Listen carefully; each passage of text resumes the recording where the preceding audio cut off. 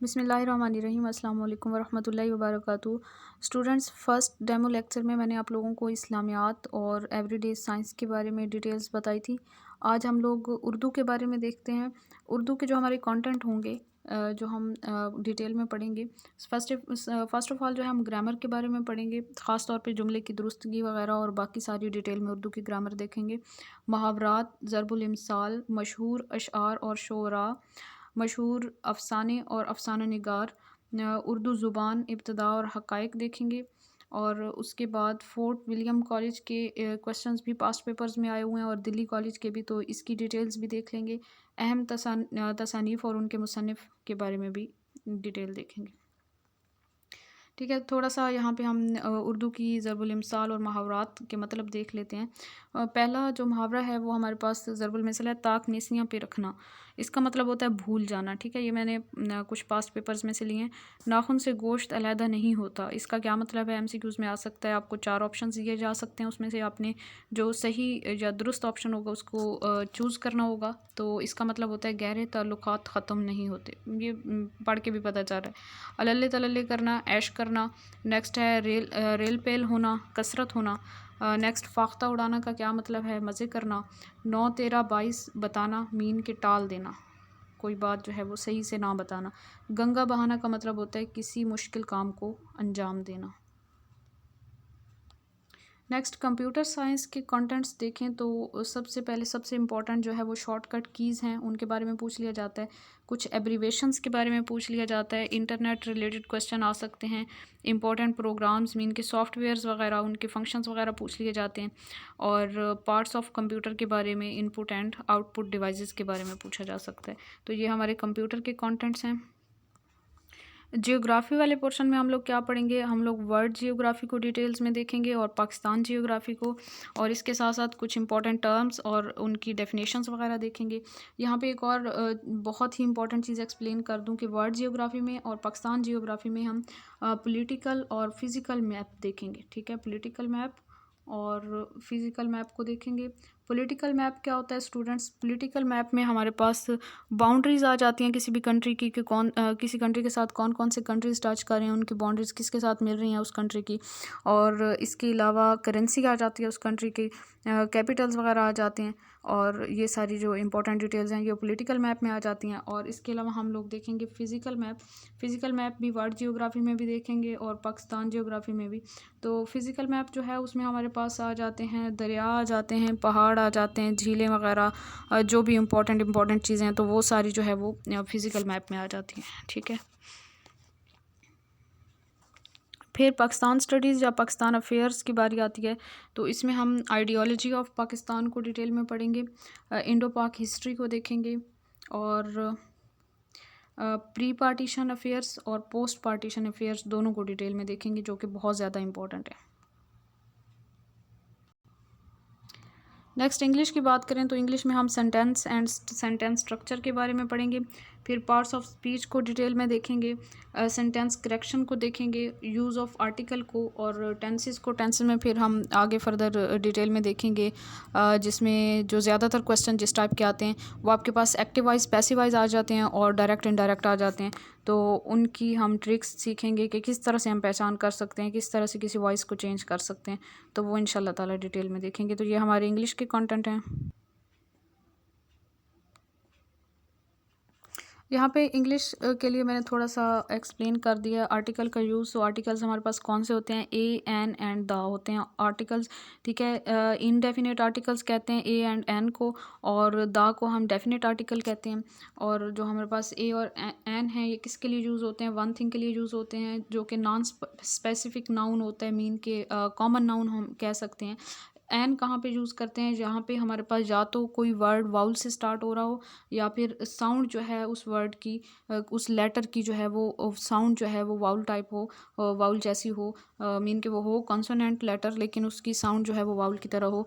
तो उन वर्ड्स के से पहले हम लोग एन यूज़ करते हैं, जो कि वन थिंग हो। ठीक है, और ए कहाँ पे यूज़ करते हैं? हम कॉन्सोनेंट से पहले ए यूज़ करते हैं, कोई भी वर्ड जो कि कॉन्सोनेंट लेटर से स्टार्ट हो, और या फिर कोई भी वाउल हो जो कि कॉन्सोनेंट टाइप की साउंड दे रहा हो। जैसे फॉर एग्जांपल यूनियन बात कर लें तो हम एन यूनियन नहीं कहेंगे। यू वैसे तो वाउल है, लेकिन यूनियन जो है वो यू से स्टार्ट हो रहा है, यू वाउल है, लेकिन हम इससे पहले जो है वो एन नहीं लगाएंगे बल्कि ए लगाएंगे, मीन के आ यूनियन पढ़ेंगे या लिखेंगे, एन यूनियन नहीं कहेंगे। क्यों? क्योंकि ये वाउल जो है यहाँ पे यूनियन यू की आवाज़, मीन यहाँ पे कॉन्सोनेंट टाइप आवाज़ आ रही है, वाउल टाइप आवाज़ नहीं आ रही। ठीक है, फिर जो है डेफिनेट आर्टिकल की बात करें तो डेफिनेट आर्टिकल स्पेसिफिक नाउन्स से पहले यूज़ होता है, और इसको हम दी भी पढ़ सकते हैं और दा भी पढ़ सकते हैं। दी कहाँ पे पढ़ते हैं? जहाँ पे वाउल साउंड होगी वहाँ पे हम दी पढ़ते हैं, और जहाँ पे कॉन्सोनेंट साउंड होती है वहाँ पे हम दा पढ़ते हैं। तो vowel sound for example the atmosphere, atmosphere A जो है वहाँ पे वाउल है, तो दी एटमॉस्फेयर पढ़ेंगे और दी आइसक्रीम पढ़ेंगे। और दा कहाँ पे यूज़ होता है? कंसोनेंट साउंड से पहले, तो हमारे पास द बुक होगा और द प्रेसिडेंट होगा, क्योंकि टी जो है यहाँ पे वो कॉन्सोनेंट है। उसके बाद स्टूडेंट्स हम मैथ्स के इम्पॉर्टेंट कंटेंट्स की बात कर लेते हैं, जिनको हम अपने पेड सेशन में डिस्कस करेंगे डिटेल्स में, और कुछ ट्रिक्स भी सीखेंगे इनकी। तो सबसे पहले हमारे पास रेशो और पोर्शन वाला आ जाता है पोर्शन। उसके बाद परसेंटेज वाले क्वेश्चन बहुत इंपॉर्टेंट होते हैं, एलसीएम और एचसीएफ वाले क्वेश्चन बहुत इंपॉर्टेंट होते हैं, और मीन और एवरेज वाले क्वेश्चंस, बोर्ड मैथ्स वाले, bracket of, division, multiplication, addition and subtraction, ये जो इनका एक सीक्वेंस होता है, मीन के कौन से ऑपरेशन को सबसे पहले सॉल्व करना है और कौन से वाले को लास्ट में, और इम्पॉर्टेंट कुछ फार्मूलाज को देखेंगे। यहाँ पे कुछ पास्ट पेपर्स में से मैंने कुछ इंपॉर्टेंट क्वेश्चंस पास्ट पेपर्स में से उठाए थे जो कि बहुत ही आसान है, तो वो मैं एक दो क्वेश्चंस आप लोगों को बता देती हूँ। जैसे एक क्वेश्चन आपको स्क्रीन पे नज़र आ रहा है, -1/5 तकसीम 1/5, ये क्वेश्चन है। 1/5 जो है वो ब्रैकेट में है, तो यहाँ पे हमने करना क्या है? सिंपल हमें देख के नज़र आ रहा है कि इसमें हमने तकसीम करनी है सिंपल।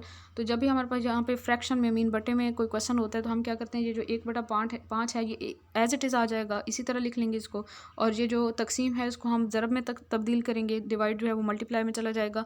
तो नेक्स्ट वाला जो फ्रैक्शन है इसको हम उल्टा देंगे, 5 ऊपर चला जाएगा, 1 नीचे आ जाएगा।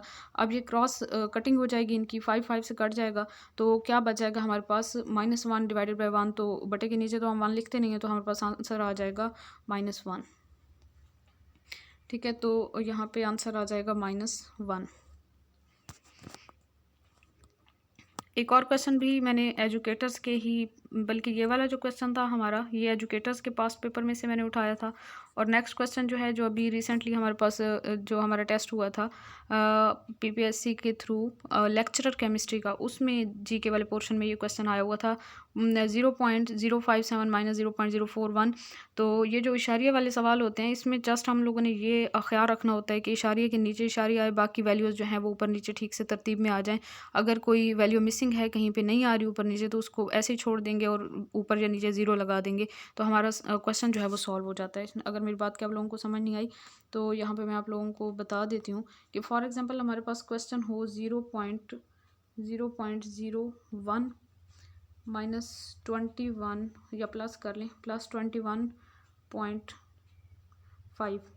तो अब देखें कि यहाँ पे 2 के ऊपर भी कोई वैल्यू नहीं हमने राइट की, और जो है नेक्स्ट इस साइड पे देखें तो 1 के नीचे कुछ नहीं है, तो हम क्या करेंगे, जहाँ पे सिंपल 0 लगा देंगे। हमने ख्याल कहाँ पे रखना होता है कि हमने ख्याल ये रखना होता है कि जितने भी इशारिया वाले सवाल होते हैं वहाँ पे इशारिया ऊपर नीचे आ जाए, बाकी वैल्यूज़ भी सेट कर लें, और जहाँ पे अगर कुछ मिसिंग है तो वहाँ पे हम 0 पुट कर दें, फिर हमारा क्वेश्चन सॉल्व हो जाता है और आंसर भी हमारा ठीक आ जाता है। लेकिन अगर हम इशारिया का ख्याल नहीं रखते और हम वैल्यूज़ को बैलेंस करते रहते हैं, तो फिर हमारा क्वेश्चन रॉन्ग हो जाता है। ठीक है, तो ये जो है वो लेक्चरर केमिस्ट्री का एक क्वेश्चन था टेस्ट में, तो इसको आप बहुत ही ये ईजी था, इंतहाई ईजी था, ये तकरीबन सारे स्टूडेंट्स ने ही ठीक किया होगा, तो ये आपके सामने सॉल्व किया हुआ है। ये भी एक एजुकेटर्स के 2019 वाले पेपर में से मैंने क्वेश्चन उठाया है कि 280 - 120 माइनस ब्रैकेट -320 + 50, ये था क्वेश्चन। अब इसको हम देखें तो इसमें हमने सबसे पहले ब्रैकेट को ओपन करना है, ठीक है, बोर्ड मैथ्स के अकॉर्डिंग। तो ब्रैकेट सबसे पहले ओपन करेंगे, तो यहाँ पे आपके पास ब्रैकेट के बाहर भी माइनस है और ब्रैकेट के अंदर भी माइनस है, तो माइनस माइनस प्लस हो जाएगा। तो यहाँ पे माइनस माइनस प्लस हो गया, प्लस का साइन आ गया। बाकी ये 280 के साथ कोई साइन नहीं था यहाँ पे, तो यहाँ जहाँ पे कोई साइन नहीं होता तो वहाँ पे प्लस का साइन होता है। -120 + 320 आ गया, +50। अब ये जो सारी वैल्यूज़ हैं, ये दोनों प्लस वाली वैल्यूज़ और ये वाली प्लस वाली वैल्यूज़, इनको जो है हम जमा कर लेंगे, तो ये आंसर आ जाएगा +650। और इसके साथ -120 करेंगे, इसमें से 120 माइनस करेंगे, जो हमारे पास बड़ी रकम है मतलब जो 650 50 है बड़ी रकम, उसके साथ प्लस का साइन है तो आंसर में भी हमारे पास प्लस का साइन लगेगा। और 650 में से 120 माइनस करेंगे तो 530 जो है वो प्लस के साइन के साथ आंसर आएगा। ठीक है, तो ये हमारा आज का लेक्चर था। आई होप आप लोगों को पसंद आएगा, और दुआ में याद रखिए, अपना बहुत सारा ख्याल रखिए। और फिर मैं कहूँगी कि अपना ख्याल आप लोग कैसे रख सकते हैं ज़िंदगी में आगे बढ़ के, और मुसलसल मेहनत करके किसी मुकाम पे पहुँच के ही आप अपना ख्याल रख सकते हैं, और इससे बेहतर कोई ख्याल नहीं रख सकते आप अपना। और दुरूद पाक पढ़ा करें कसरत से, क्योंकि दुरूद पाक एक ऐसी इबादत है कि जब हम दुरूद शरीफ पढ़ते हैं तो एट अ टाइम किरामन कातिबीन जो हैं वो हरकत में आ जाते हैं। मीन के एक फ़रिश्ता हमारे लिए नेकियां लिखना शुरू कर देता है, दूसरा फ़रिश्ता जो है वो गुनाह मिटाना शुरू कर देता है, और अल्लाह ताला की रहमतें हम पे मुसलसल बरसती रहती हैं। और इसके अलावा अल्लाह ताला और अल्लाह के फ़रिश्ते भी हज़रत पाक सल्लल्लाहु अलैहि वसल्लम पर दुरूद व सलाम भेजते रहते हैं। तो हमारा भी हक़ बनता है कि हम हर टाइम जो है वो दुरूद व सलाम भेजते रहें अपने प्यारे नबी सल्लल्लाहु अलैहि वसल्लम पे। दुआओं में याद रखिए। Thank you so much. अल्लाह हाफ़िज़।